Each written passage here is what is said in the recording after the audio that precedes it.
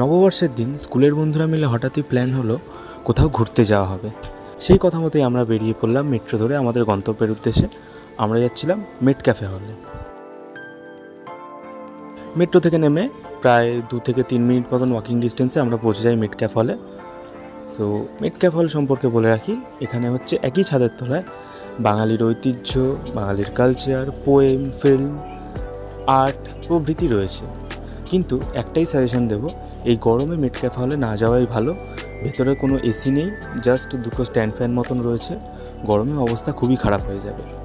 তো যাই হোক, ওভারঅল জায়গাটা আমার খুবই ভালো লাগে, বাট শীতকালে গেলে বেশি ভালো হবে, এটা আমি প্রেফার করি।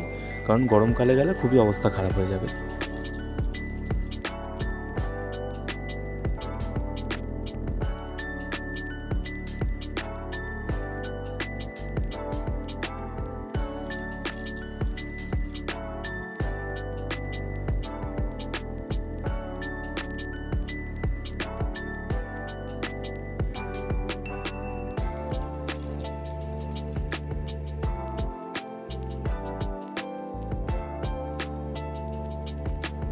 সো মেট ক্যাফে হল ঘোরা হয়ে গেলে আমরা তারপর চলে যাই সেখান থেকে বাবুঘাটে গঙ্গা আরতি দেখার জন্য।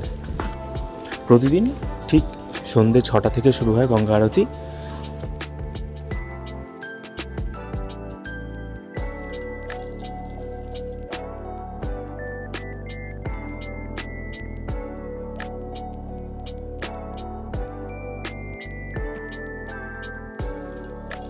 সো গঙ্গা আরতি দেখা হয়ে গেলে আমরা সেখান থেকে চলে আসি এসপ্ল্যানেডে।